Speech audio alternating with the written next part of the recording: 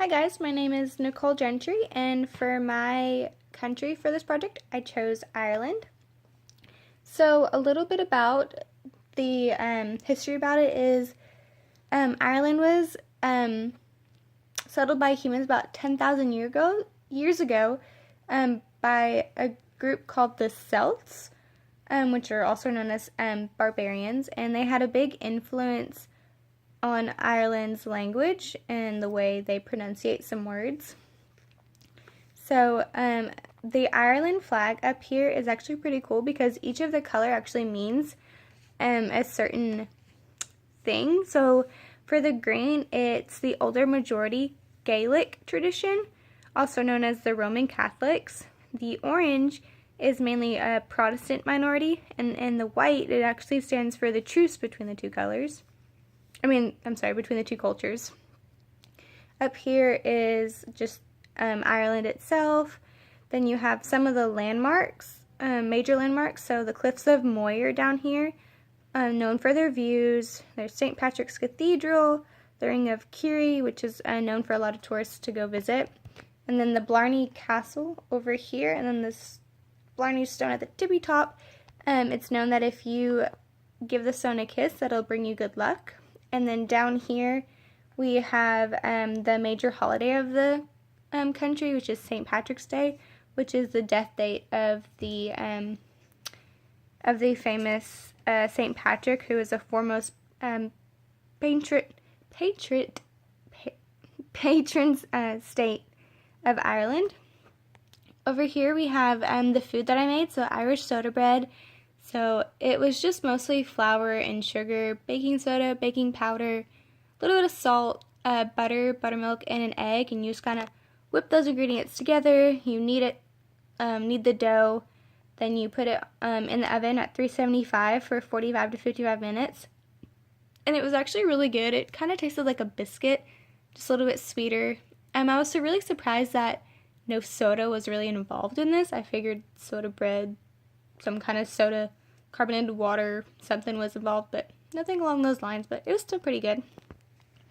And then over here we have the games at the top. So the first one at the tippy top up here, Mr. Fox, is a children's traditional game that they would play, and it involves a child standing with his or her back towards a line of children, and the line of children would ask Mr. Fox what time it is, and Mr. Fox would say 1 o'clock or 2 o'clock, but when Mr. Fox says dinner time, he or she chases the children around, so kind of like the concept of tag. And then below that we have rings, which is found in a lot of the pubs around Ireland. So it's the concept of darts, you could say. So you would stand, I think, about 8 feet from the board, and then you would just toss the rings, and whatever number you get is the number of points. And then down here is some of the books that I found. A lot of the books on about Ireland were kind of the same across the board. It was mostly like the history about Ireland and some travel guides and stuff like that. But so for one of the books that I found, This is Ireland by Miroslav Sisek. I'm sorry if I pronounced that wrong. And it's kind of just about Ireland brings the Emerald Island to life, where the shamrock grows, the leprechaun stands at the end of the rainbow, talks about Dublin and the Blarney Stone. And then Look What Came from Ireland by Miles Harvey is just a book that describes some of the foods and the fashion, the sports, the holidays, and stuff like that. And it also actually includes a recipe for Irish soda bread. At the top over here is called The Back of Beyond, and it's by James Charles Roy, who's actually a noted authority on Irish history and the travel. It talks about how he himself actually went to, sorry, my dog is in the video. He went to a lot of the tourists around Ireland to share with them about the Irish culture and where to go and just stuff like that.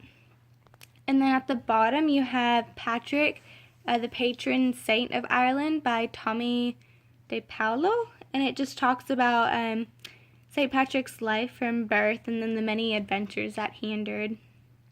So there's my project. And at the end, I will include the craft that I actually learned, which was Irish folk dance. And I kid you not, that was one of the hardest things that I have ever done, given I have no rhythm in my feet. It was fun to learn, but it was really difficult to learn the steps, and mine's in slow-mo, and so if you ever get the chance, look up Irish folk dance and you'll be really amazed. Thanks, guys.